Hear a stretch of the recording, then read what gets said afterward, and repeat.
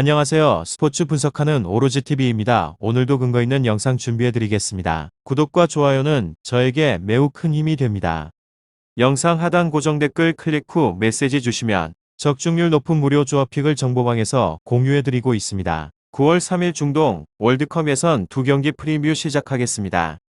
첫 번째 경기는 이란 대 시리아의 월드컵 예선 일정입니다. 3일 오전 1시 이란의 홈인 아자디 스타일을 펼쳐진 경기인데요. 먼저 홈팀 이란에 대해 분석해 드릴게요. 이란은 2차 예선에서 충격의 탈락 위기를 맛봤습니다. 3차선과 4차전에서 바레인과 이라크를 상대로 충격패를 당하면서 조 1위 확보가 불투명했었는데요. 다행히 6월 바레인에서 열린 2차 예선 일정에서 홍콩, 바레인, 캄보디아, 이라크를 차례로 꺾고 4연승을 다이며 극적으로 조 1위 최종 대선을 성공했습니다. 물론 이란은 월드컵 본선 하에 가장 유력한 후보로 평가됩니다. 한국의 천적으로 불리며 지난 두 차례의 수령 유선을 해서 한국을 제치고 조 1위를 차지했기 때문인데요. 지금의 전력도 무시 못합니다. 이번 대표팀에도 아주문 안사리, 파드 타레미잔, 바크 슈에자 톨라이 아마니 등 유럽 무대 경험이 풍부한 선수들이 모두 포함되는데요. 이란은 특유의 피지컬을 앞세운 강력한 힘을 바탕으로 하는 축구를 구사하는데 또 공격 과정에서는 동아시안 팀들처럼 빠르고 세밀한 플레이를 펼치는 게 특징입니다. 괜히 피파 랭킹 26위에 오른 팀이 아닌데요.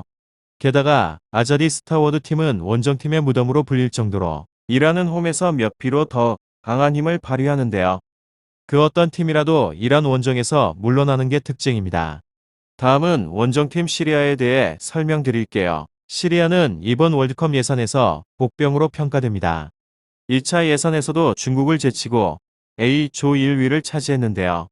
1차 예선에서 성적은 7승을 1패하는데 유일한 1패가 가장 마지막 경기로 펼쳐졌던 중국 추천이었습니다. 물론 시리아는 피파 랭킹 81, 호아시아 축구계에서도 변방국으로 평가됩니다. 월드컵 출전 경험도 전무할 뿐만 아니라 아시안컵에서 조별리그를 통과한 경험이 없는 팀인데요. 사실 이번 최종 예선에서도 이란, 한국, 아랍에미리트, 이라크, 레바논 등을 넘어야 하기 때문에 쉽지 않은 여정이 예상됩니다. 특별히 이름 있는 선수도 없는데요.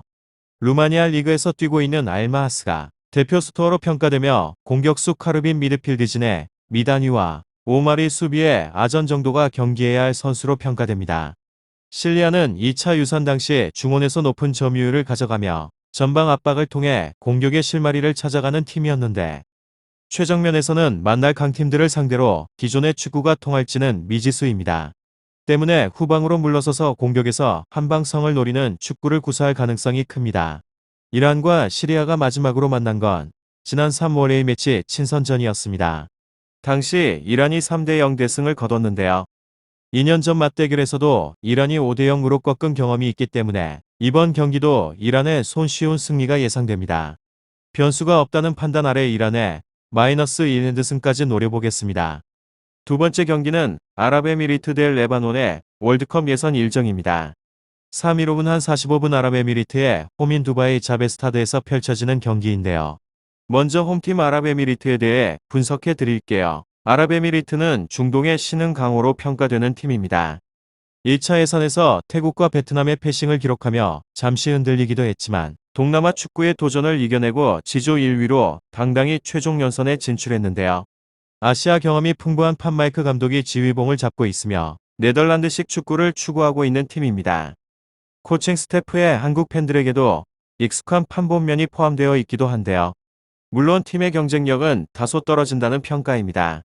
대표팀 선수 전원이자 공리그에서 뛰고 있을 만큼 경험에서 뒤처져 있는데요. 그래도 팀은 서로가 서로를 잘 알고 있기 때문에 조직력은 탄탄한 편입니다. 주요 선수로는 A매치 92 경기 출전을 자행하는 공격력을 역습 아쿠트와 주장자의 수비수 아바스인데요. 중원에서 만들어가는 악의적인 축구를 구사라고 하는데 1차에서는 8경기 70점을 기록할 정도로 수비가 약한 게 특징이며 상대의 강한 압박에 제대로 대처하지 못하는 모습을 반복하고 있습니다. 다음은 원정팀 레버럴에 대해 설명드릴게요. 레바논은 중동의 복병으로 본 것 같지만 이번 최종 예선에서는 가장 극적으로 진출한 팀입니다. 각 초위 팀 중 상위 5개 팀이 최종 예선에 진출했는데 타지키스탄과 골득차 비교해서 5위를 점 최종 예선 무대를 밟았는데요. 물론 레바논이 무시할 만한 팀은 아닙니다. 1차 예선에서는 홈에서 한국과 무승부를 기록할 정도로 끈끈한 축구를 구사하는데요. 한국과 두 번째 경기에서도 선제골을 넣을 정도로 한 방에 있는 팀인데 측면의 빠른 스피드를 활용해 돌파한 뒤에 박스 안에서 그이가 날아는 모습이 돋보입니다. 공격에서 A매치 93경기를 자랑하는 마툭이 든든하게 지켜주고 있으며 아타야와 사드 역시 경험면에서 출중합니다. 이재현 선생은 공격수 간도리는 잉글랜드 차이트에 소속돼 있기도 한데요. 매드패드진의 스웨덴 리그에서 활약 중인 벨키와 수비진의 일본 제2리그에서 활약 중인 오마리도 눈에 띄는 이름입니다. 레바논의 문제는 홍성적과 원정호 감독끼리 확연한 차이를 보인다는 점인데요.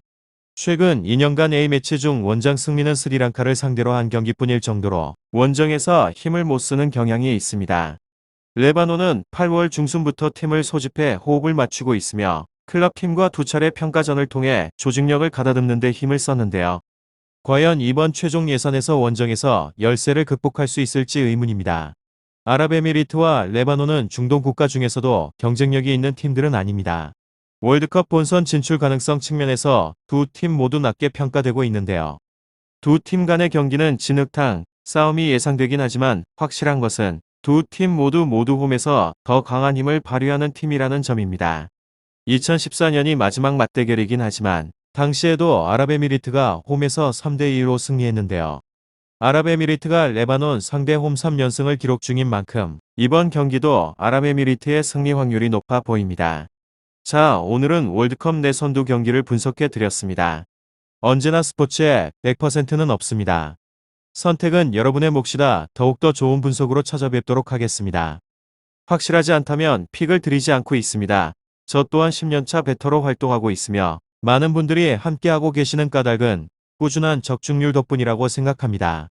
그럼 마지막으로 구독과 좋아요 한 번씩 꼭 부탁드리고요. 꼭 오로지 종이 토토 프리뷰 구독과 좋아요 안 하셨다면 한 번이라도 좋으니 눌러주시기 바랍니다. 그럼 오늘도 건승하는 하루 되시기 바랍니다.